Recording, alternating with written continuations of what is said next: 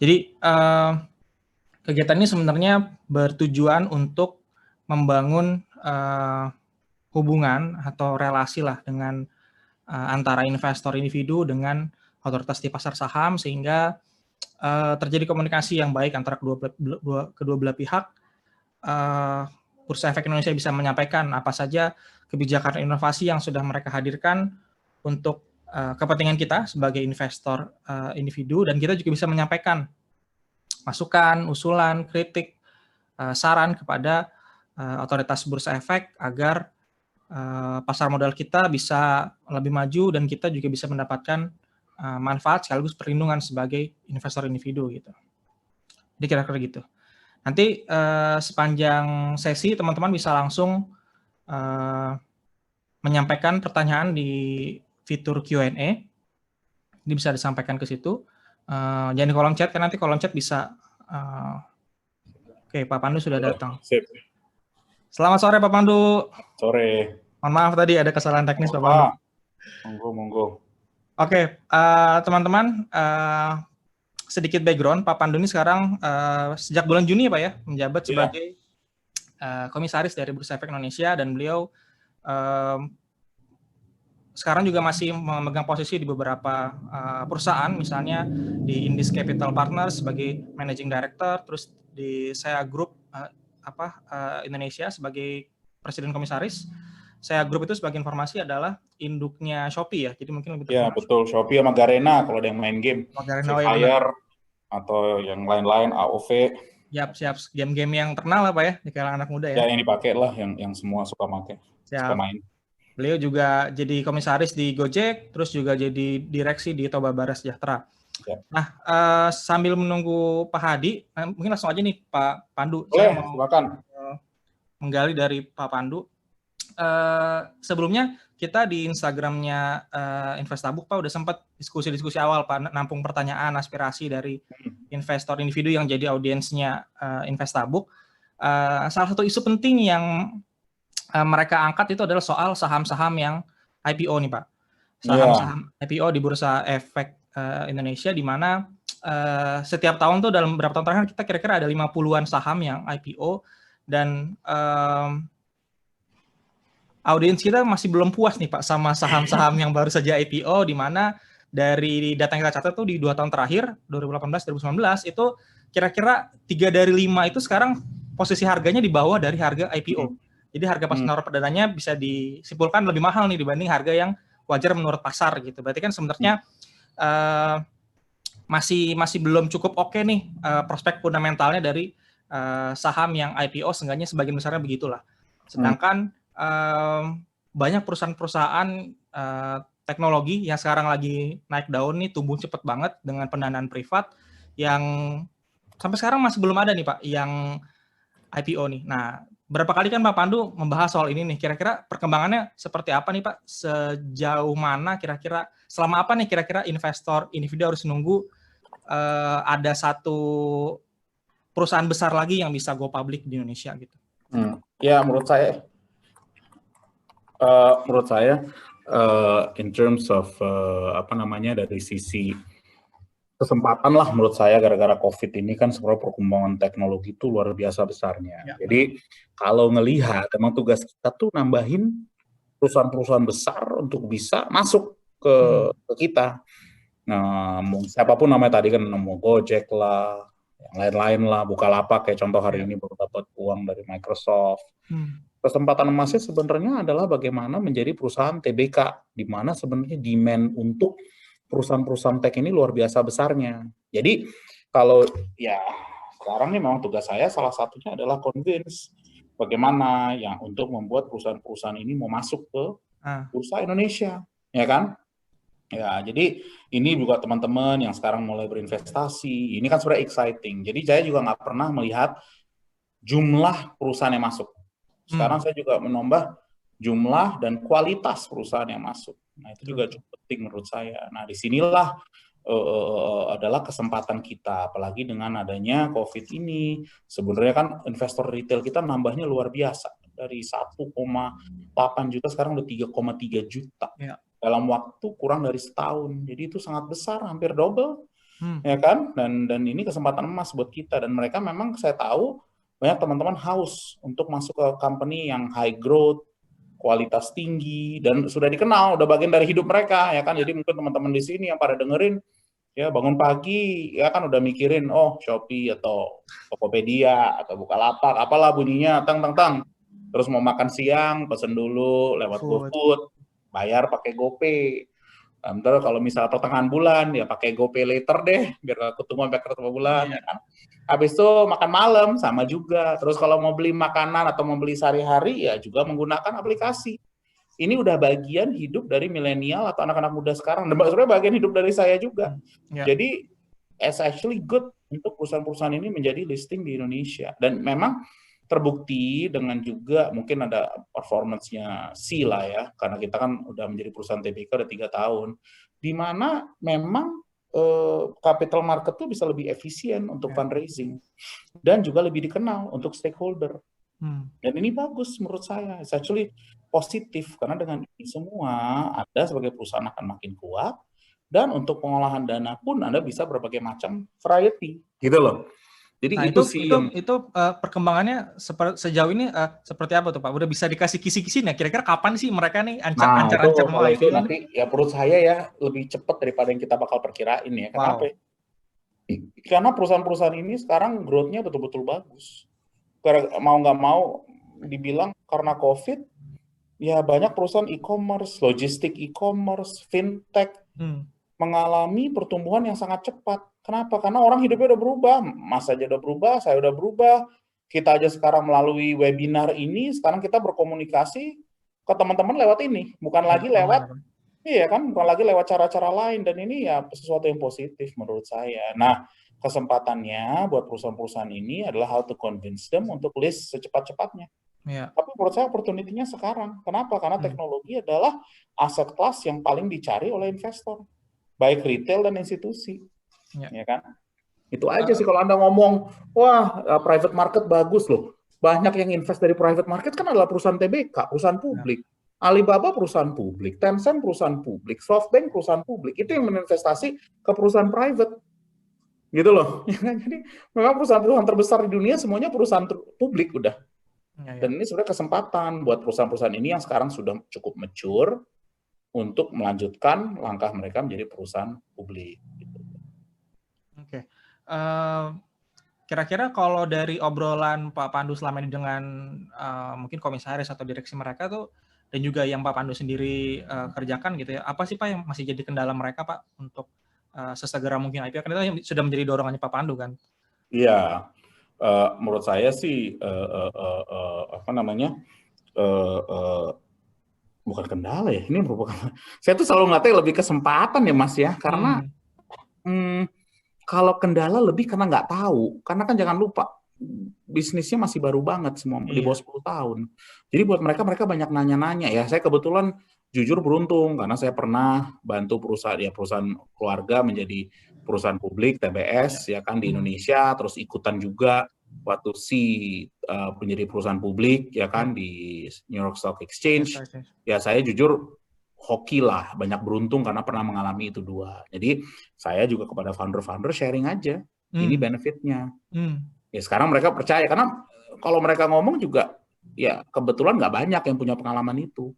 Jadi tugas saya sharing pengalaman yang ada, benefit menjadi perusahaan TBK atau perusahaan publik. Gitu loh.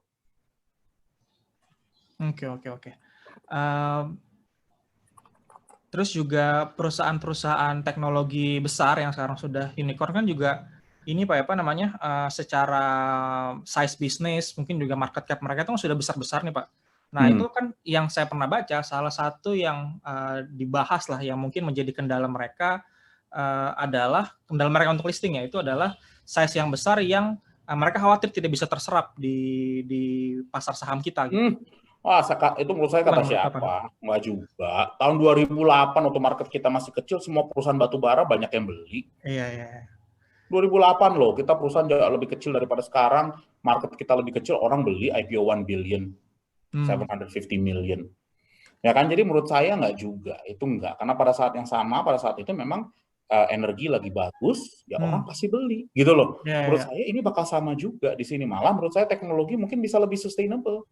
Ya kan, jadi saya nggak beli argumen itu, Mas. Malah menurut saya ini kesempatan di mana ada barang kualitas yang masuk, orang akan beli. Sip.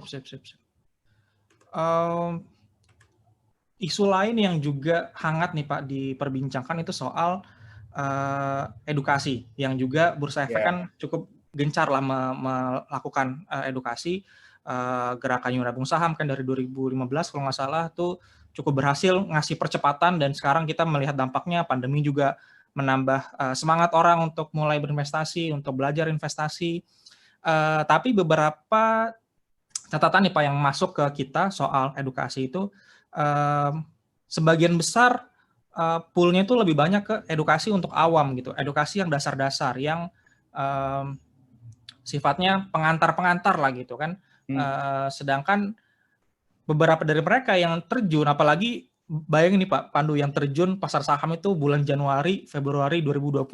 Mereka ketemu bulan Maret, harga saham jatuh, wah panik lah mereka kan. Mereka belum cukup punya mental yang siap gitu ya.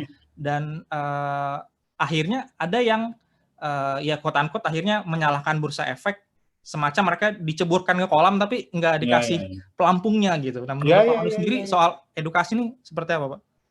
Ya, education tuh penting banget ya. Jadi aku makanya kalau ngomongin ini balik-balik kita harus belajar fundamental. Kebetulan saya juga banyak investasi di public market ya, bukan di Indonesia aja tapi di luar ya. At the end balik ke fundamental, dan memang harus rajin belajar. Memang adalah tren spekulasi itu given menurut saya. Mau market manapun itu akan ada. Retail investor akan ada beberapa macam tipe. Nggak ada satupun tipe yang sama. Ada yang tipenya memang suka baca, suka analisa, dia akan beli saham yang menurut secara fundamental analisa mereka murah. Dan dia jual pada saat mahal. Ada juga yang bilang, hey, aku hanya mau day trading. Saya mau trading, gini-gini. Dan itu many different ways, karena itulah market menurut saya. Jadi ada yang namanya bahasanya, Mas, animal spirit. Dan animal spirit ini akan selalu ada. Selalu ada ya, Pak. Iya kan, bahasa kerennya gitu kan, bahasa yang dibaca-baca gitu kan. Tapi ya makanya kalau saya nih, kalau ditanya, oh Bapak anjurannya, masukannya, unless you're a professional, don't do this day to day, right? Unless it's just a hobby. Tapi misalnya Anda lakukan ini karena Anda kan pasti harus bagus dalam kerjaan Anda yang sehari-hari. Outsource it to profesional yang menurut Anda terpercaya. Dan untuk terpercaya, lihat bibit, bebet, bobot. Gitu aja. Jadi cara simpelnya, simple ya, pasti Investabook bisa ditanya, mana yang bagus, mana yang enggak. Cara melihatnya, track record-nya bagaimana, cara mikirnya bagaimana, cara kerjanya gimana. Ya dari situ, kita outsource. Gitu loh. Itu sama kalau saya berinvestasi di Cina, ya saya akan cari fund manager yang paling bagus di Cina. Saya serahin ke mereka. Tapi kalau investasi di dunia teknologi di Indonesia atau Southeast Asia, ya mungkin orang yang ngasih ke saya.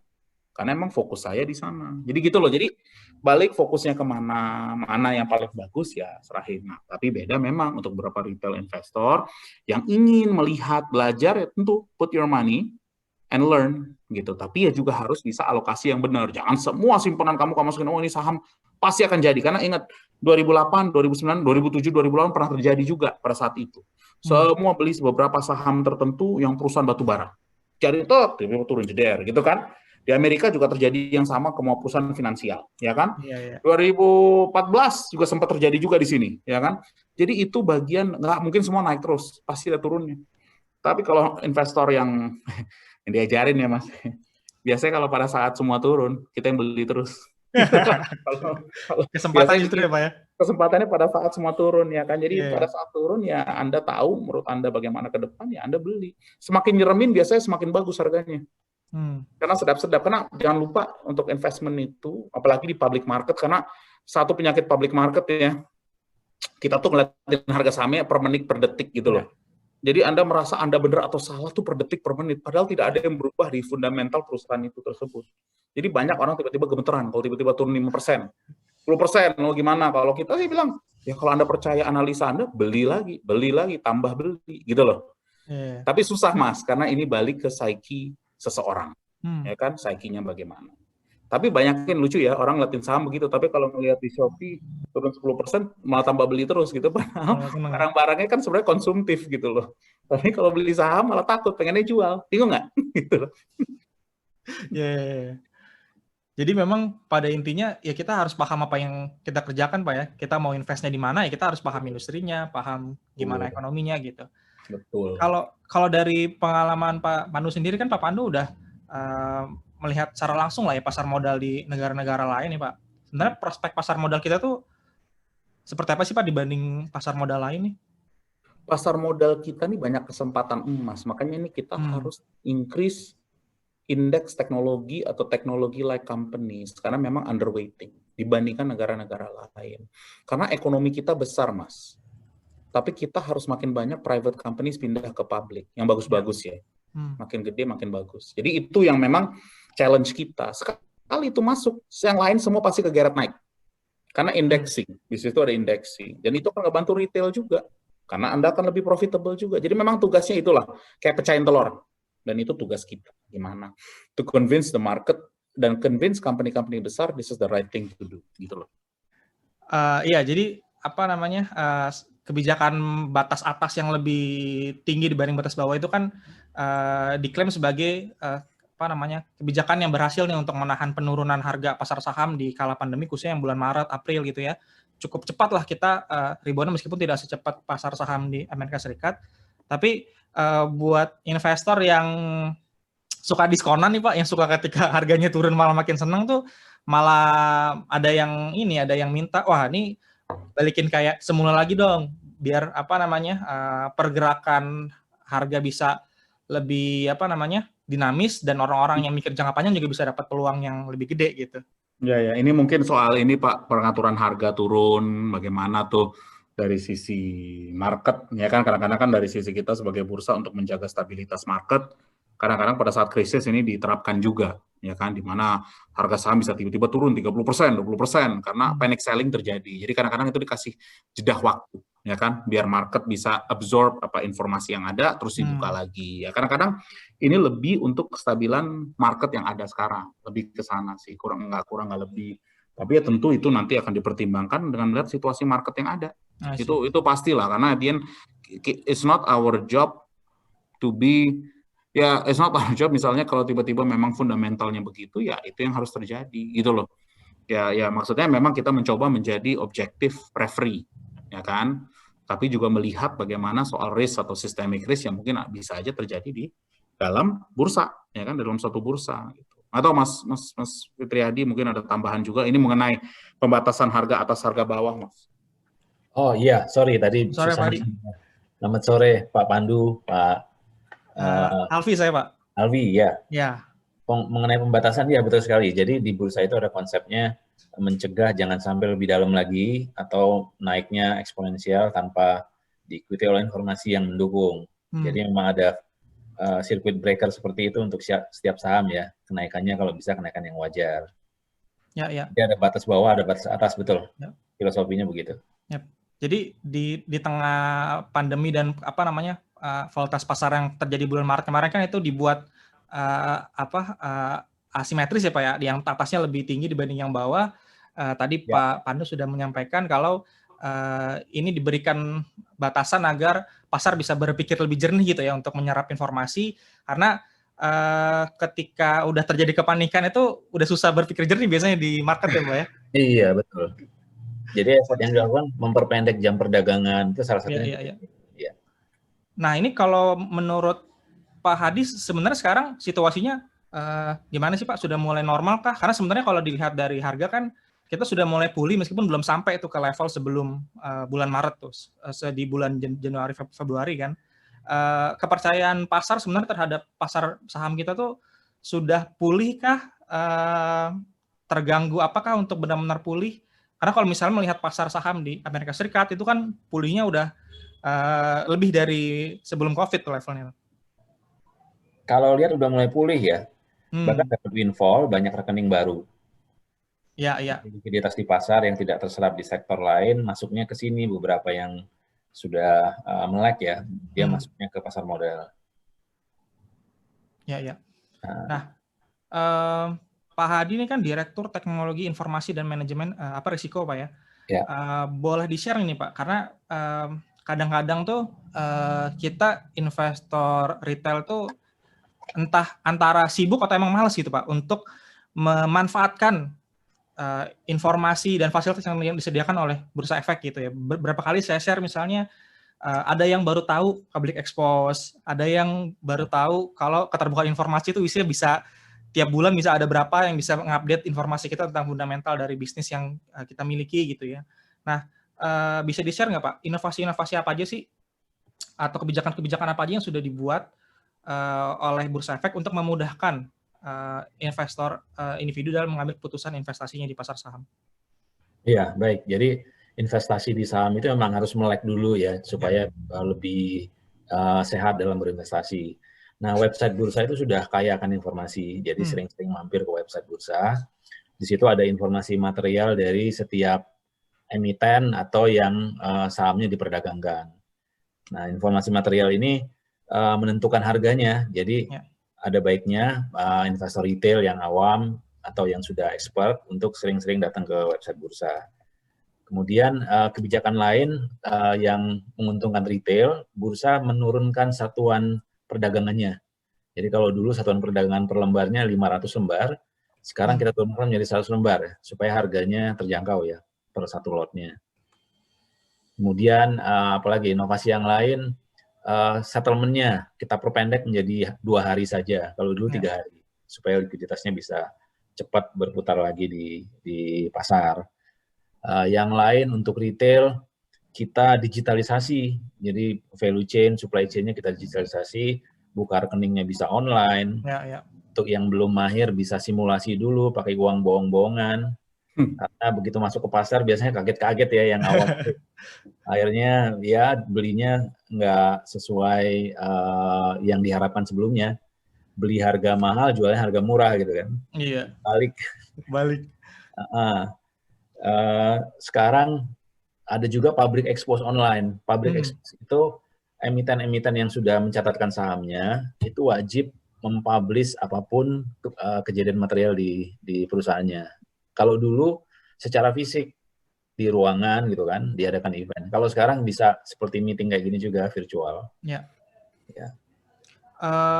Public expose online itu menarik ya teman-teman. Sebagai informasi, rekamannya di-upload kalau nggak salah Pak ya, di YouTube. Saya sempat lihat tuh rekamannya public expose online yang tahun ini. Jadi teman-teman bisa cek di YouTube. Saya lupa di YouTube-nya Bursa Efek atau YouTube yang lain, tapi ada rekaman public expose online yang bisa teman-teman lihat meskipun kemarin nggak berkesempatan hadir di event live-nya ya.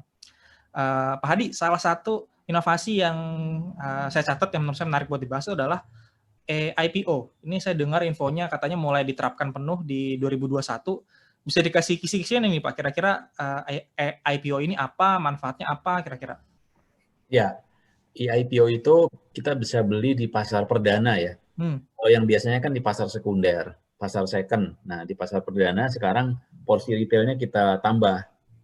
Kalau dulu cuma 2% kalau nggak salah, sekarang bisa mencapai 15%.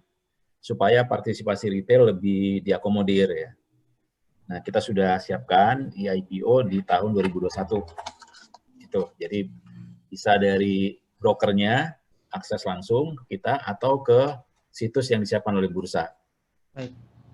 Berarti nanti akan ada akses terpusat Pak ya untuk jadi alternatif, karena kan kalau dari yang saya dengar sih biasanya itu kadang-kadang tidak ikut berpartisipasi di pasar perdana selain karena memang ruangnya jatahnya juga belum banyak, tapi juga ada keterbatasan informasi, mungkin juga mereka tidak punya broker yang jadi underwriting-nya gitu, sehingga masih banyak yang belum punya pintu lah untuk mereka juga mau berpartisipasi gitu di pasar perdana. Menarik sebenarnya ketika nanti bisa diterapkan penuh di 2021 ya Pak ya? 2021. Oke. Sebagai informasi buat Pak Hadi, sebelumnya kita udah sempat ngobrol-ngobrol Pak di Instagramnya Investabook sama audiens kita, termasuk yang juga beberapa hadir di sini. Tadi kita udah diskusikan sama Pak Pane juga beberapa isu yang jadi perhatian mereka, seperti misalnya kualitas saham yang IPO gitu ya, banyak yang menanti nih kapan perusahaan besar khususnya yang berbasis teknologi itu bisa IPO. Terus juga soal edukasi di pasar saham gitu ya. Nah, poin ketiga yang juga jadi isu penting untuk mereka itu adalah soal alternatif produk investasi. Mungkin nanti Pak Pandu bisa sharing dulu nih, kira-kira kalau menurut Pak Pandu sendiri kita masih kurang nggak sih Pak alternatif untuk instrumen investasi, misalnya ya kita kan sudah ada misalnya DIRE, dana investasi real estate, tapi jumlahnya belum terlalu banyak gitu misalnya. Terus index fund nih yang kalau di Amerika Serikat kan lagi ngetren nih, nah di sini jumlahnya masih belum terlalu banyak gitu. Nah kalau menurut Pak Pandu sendiri, kita sebenarnya masih kurang nggak sih Pak kalau ngomongin alternatif investasi, atau sebenarnya yang ada aja belum kita manfaatkan? Nggak, menurut aku gini loh, at the end of the day, semakin banyak more quality company masuk di Indonesia yang represent juga ekonomi Indonesia pasti positif, gitu loh. Jadi memang tugas kita cari perusahaan-perusahaan yang besar-besar yang bisa mau masuk, itu tugas kita. Dan high growth companies dengan potensi yang bagus. Dan memang tugas kita di bursa, kita juga harus jualan dong. What's the benefit? Apa sih benefit masuk menjadi perusahaan TBK? Our job is also to convince people. Ya kan, convince orang untuk berinvestasi, tapi juga convince quality companies untuk masuk ke bursa kita. Jadi itu bagian dari sisi kita semua kerjasama lah, kami saya sebagai komisaris dan juga Pak Fitri sebagai direksi, saling bekerja sama, saling isi bagaimana to convince all this, dan kita jemput bola. Yang penting kita harus jemput bola, kita lari. Dan ini juga buat company-company yang dari luar negeri yang berinvestasi di Indonesia dan bisnisnya bagian besar di Indonesia, kita coba juga itu. Jadi kita selalu lah mencoba menurut saya, dan ini tugas kita, how to be better. Setiap hari sebagai bursa untuk menjadi salah satu tempat investasi yang baik buat dua belah pihak ya, dari sisi investor dan juga dari sisi perusahaan. Oke. Pak Hadi gimana nih Pak tanggapannya soal keluhan katanya produk investasi masih kurang variatif nih gitu? Variatif ya. Tetap berusaha nambah instrumen baru. Sekarang ini sudah ada kan, ada derivatif, ada future kan. Kemudian ada juga DIRE tadi udah disebut, ETF. Nah memang kadang-kadang meleknya yang kurang ya dari berbagai pihak lah. Tapi kita upayakan untuk tetap melakukan edukasi, sosialisasi, campaign. Dan kebetulan di kita juga ada 105 perusahaan sekuritas ya. Nah mereka juga ikut, karena frontlinersnya mereka juga sih ikut membantu ini. Oke. Sebenarnya untuk urusan pengembangan produk investasi itu menurut Pak Hadi paling berat dari sisi apa sih Pak? Misalnya kan DIRE kita sudah mulai tapi misalnya belum terlalu banyak gitu. Apakah memang dari sisi supply-nya, maksudnya pengembangan produknya, atau memang kekhawatiran kalau nanti produk ketika itu muncul ke market itu tidak bisa terserap gitu? Iya, biasanya kalau mulai produk baru itu selalu awalnya agak sulit ya. Menciptakan demand itu agak sulit. Supply-nya ada, tapi demand-nya kadang-kadang belum mengerti gitu kan. Nah ini yang memang perlu effort sama-sama. Saya sebagai manajemen di sini, kemudian Pak Pandu juga selalu agresif jemput bola ya, create demand, dan juga di sisi supplier-nya kita juga terus dorong mereka mendaftarkan produknya ke kita, baik emiten maupun produk turunan, apakah dari aktifnya, DIRE, ETF, dan lain-lain. Oke. Teman-teman yang mau bertanya bisa sampaikan di fitur Q&A. Nanti saya sampaikan ke Pak Pandu dan Pak Hadi. Ini sudah ada satu pertanyaan yang masuk. Tadi menyambung informasi dari Pak Hadi, di mana public expose kan di masa pandemi ini sudah dilaksanakan secara online. Apakah kedepannya RUPS dan RUPSLB juga bisa disaksikan secara online oleh para investor? Iya, betul. Kita sudah eksperimen RUPS salah satu emiten kita selenggarakan secara online. Memang ada notaris di situ ya. Nah, notaris juga harus mendukung ini karena di notarial itu ada memastikan secara fisik juga kan ya. Jadi kadang-kadang tidak semuanya bisa kita digitalisasi. Ada beberapa yang memang harus dapat endorsement dari notaris. Sudah ada beberapa notaris yang mendukung ini, jadi mereka juga tidak terlalu strict, mereka welcome dengan teknologi baru. Pengenalan itu kan sekarang bisa juga secara virtual ya. Ada lobby-nya di virtual meeting kita kan, di situ mereka due diligence lagi apakah Anda benar orang yang berhak untuk hadir, voting nantinya kan. Bahkan voting pun sudah kita rintis, nanti voting tidak harus seperti dulu, voting bisa pakai remote juga. Hmm. Dengan begitu partisipasi emiten retail di RUPS pasti akan lebih semarak ya. Ya. Karena apa namanya, kan sebagian besar emiten tuh basisnya di Jakarta Pak ya. Jadi kadang-kadang yang di luar daerah tuh mau ikut RUPS tuh agak PR gitu. Sehingga ketika ada fasilitas untuk RUPS online, public exposure online ini, partisipasi mereka bisa lebih aktif lah gitu ya. Jangan kalau mungkin ini banyak proxy ya, diwakilkan sekarang dengan smartphone nanti mungkin bisa ikut voting. Iya benar, bisa lebih aktif lah partisipasinya ya. Iya. Cuman mungkin nanti yang akan sedikit kehilangan ini Pak, investor-investor retail yang datang RUPS ngincar souvenir tuh Pak. Nanti kalau online souvenirnya susah Pak. Biasanya kan ada yang begitu. Digosenin aja. Ya. Dari Pak Hadi, ada lagi nggak Pak rencana-rencana ke depan yang bursa mau lakukan untuk mempermudah, memanjakan investor-investor individu, khususnya yang sekarang sudah mulai nih untuk bisa terus bertahan lah dan terus berlanjut investasinya di pasar saham kita. Iya. Ada lagi yang mau di-share ya Pak? Ada beberapa. Kita didorong terus oleh Pak Pandu, komisaris ya, kita supaya memproteksi investor. Karena investor retail ini kan rawan dikibulin gitu ya, tanda kutip. Mohon maaf, karena tingkat pemahamannya kan beragam. Yeah. Jadi kita beberapa kali sudah bertemu dan berusaha untuk meningkatkan proteksinya. Jadi sekarang yang baru itu adalah notasi khusus namanya. Jadi emiten-emiten yang sahamnya bermasalah nanti akan diberikan notasi oleh bursa. Misalkan masalahnya permohonan pilot atau tidak ada revenue sekian lama, nah itu nanti akan diberikan notasi. Tetap keputusan beli dan jualnya ada di investor.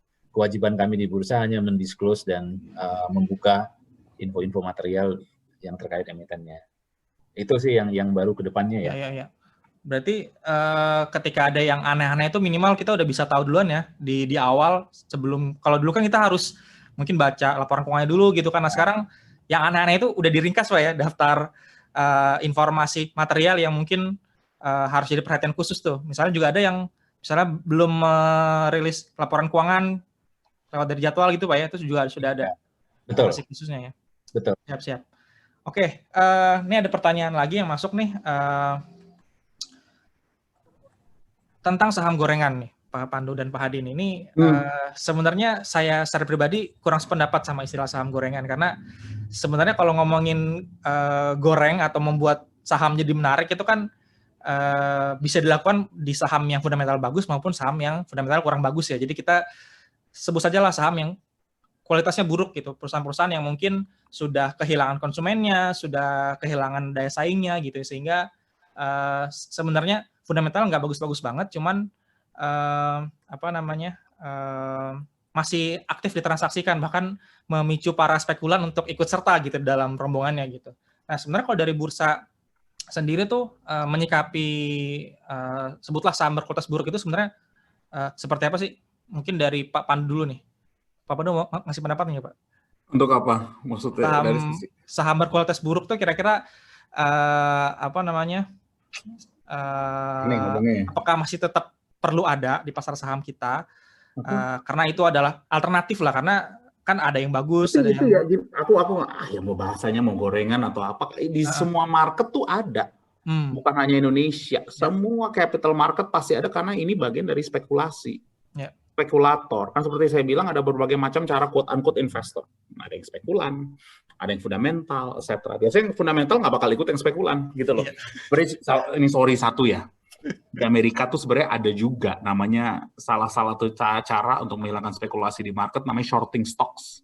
Tapi di kita masih belum lah, karena memang kita harus ikuti maturity market kita. Tentu setiap tahun pasti harus dilihat, karena di Amerika tuh shorting is actually a benefit. Shorting tuh maksudnya kita nganggap nih saham sebenarnya completely overvalued di luar harga fundamental, saya jual, saya nanti beli di harga yang lebih murah.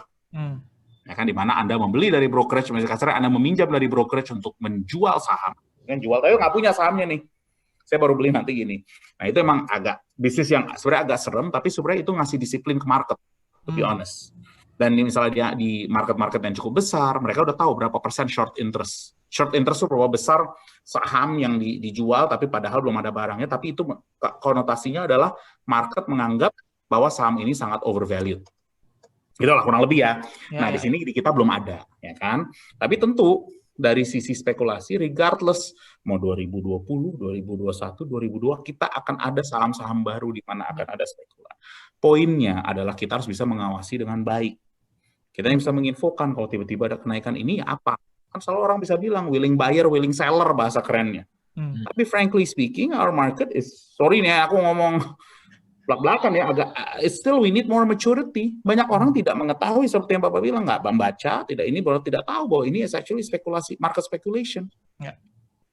Kan seperti tadi kita juga harus melakukan in a way semacam referee. Kita have to protect young investor, retail investor, di mana they may not have as much knowledge dibandingkan institusi investor. Ya saya, Pak Fitriadi, ya kita in a way more institutional lah cara pemikiran kita karena training kita begitu. Tapi kita harus bisa ke lowest common denominator tugas kita. Biar tahu mindset teman-teman yang baru pertama kali main saham. Kita harus melindungi mereka. Itu poinnya begitulah. Dan ini tugas dari sisi kami untuk bisa melihat segala macam aspek. Gitu loh Mas. Nggak tahu Pak Fitri mungkin bisa tambahin juga deh. Menurut saya sih pembicaraan ini bakal selalu ada, adalah tugas kita bagaimana mengawasi lebih baik lagi dan mengomunikasikan kepada stakeholder gitu loh. Iya, betul sekali Pak Pandu. Jadi dari sisi kami bursa mengawasi. Kemudian nanti ada board khusus namanya papan perdagangan khusus gitu ya untuk saham-saham yang memang sudah tidak bagus fundamentalnya. Tapi secara esensial, saya sepakat sekali dengan Pak Pandu tadi, motif orang bertransaksi itu ada macam-macam ya.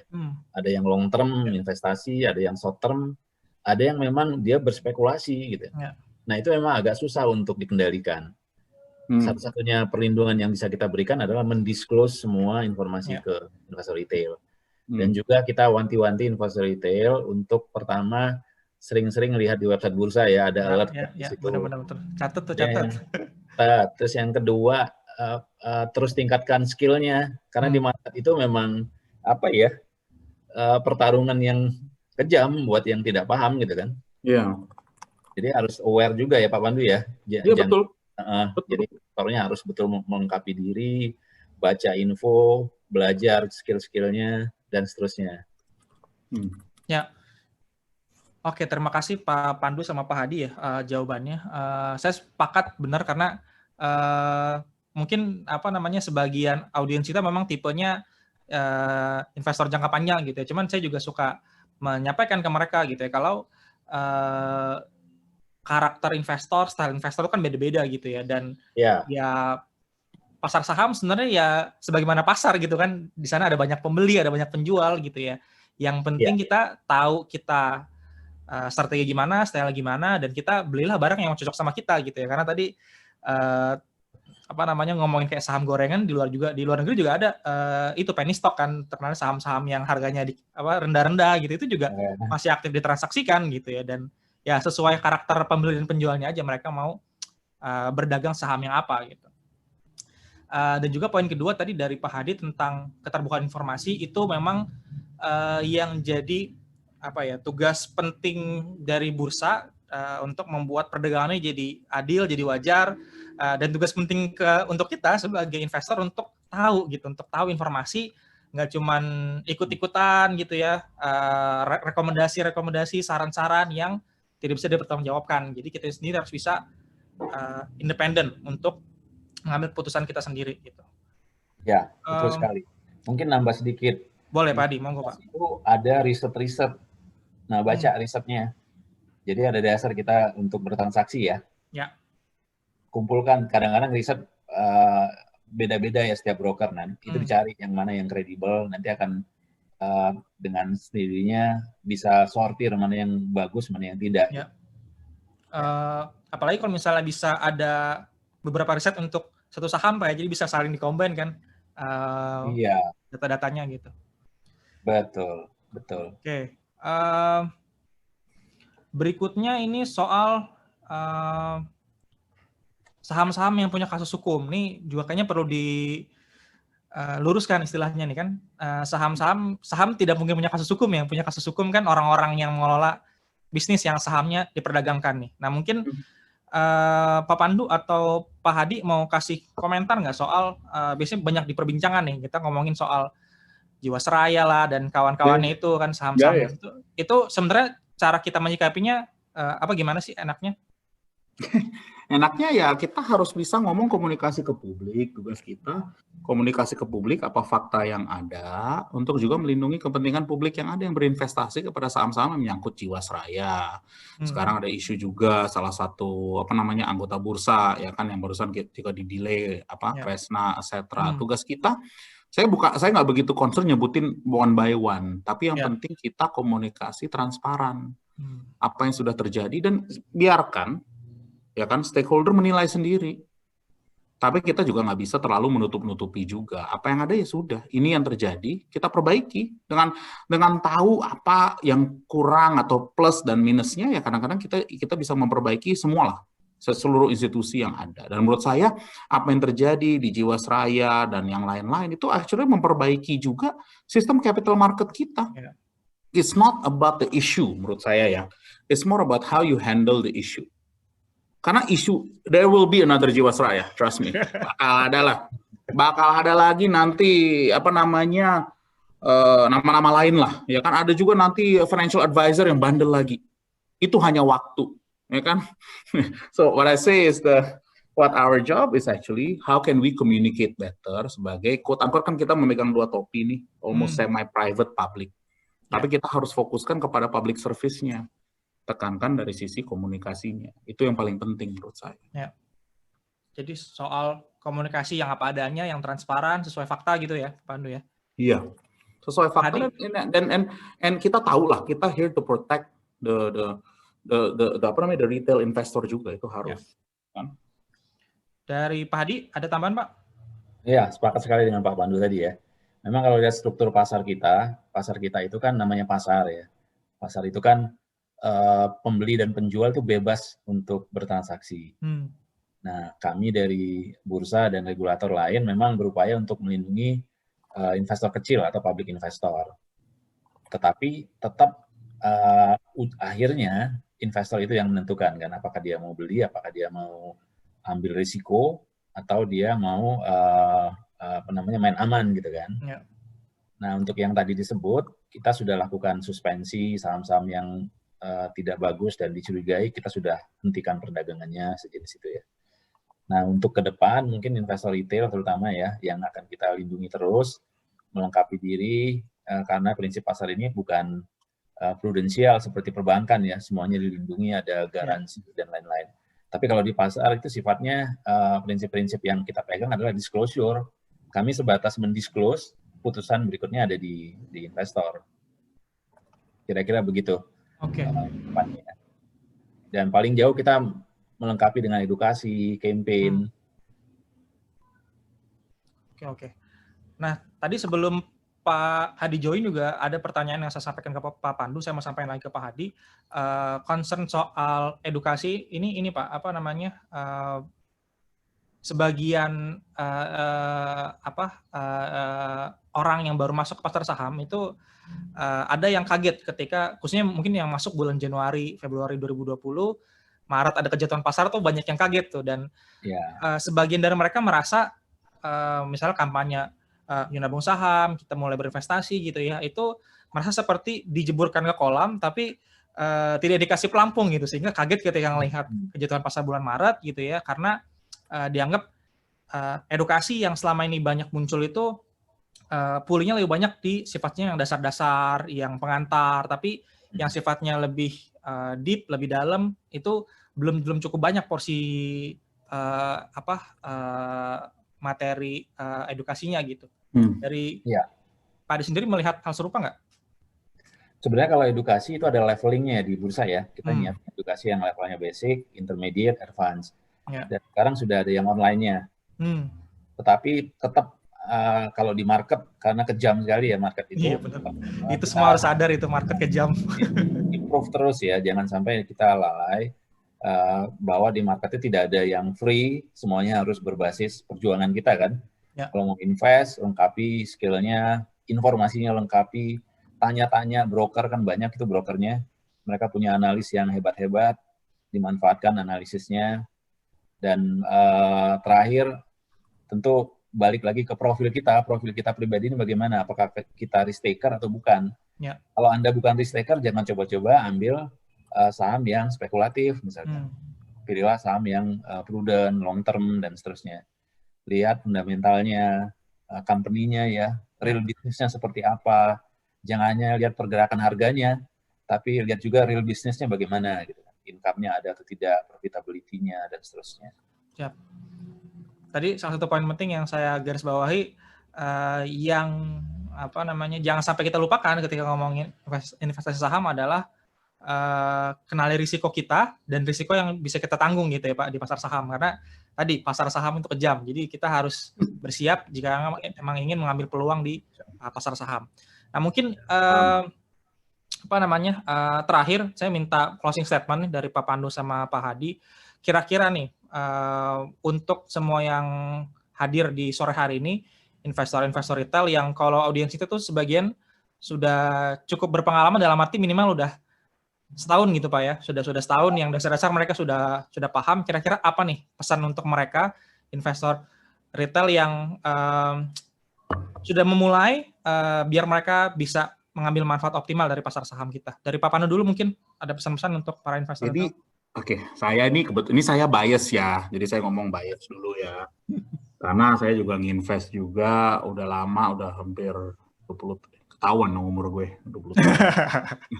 Ketahuan nih, kacau juga. Tapi nggak mulainya muda bos, jadi kita mulainya bener-bener kayak anak kecil gitu loh. Tapi yang gue diajarin, iya lo juga bos. Ini kan milenial, jadi agak lo gue nggak apa-apa ya, jadi. Iya. Jadi gini bos, gue belajar ini karena karena banyak baca, banyak gagal awal-awal, banyak naruh duit awal-awal, I know what work, dan ini dari pengalaman hidup saya. Kalau gue nih sukses invest, ya rajin baca tuh penting banget.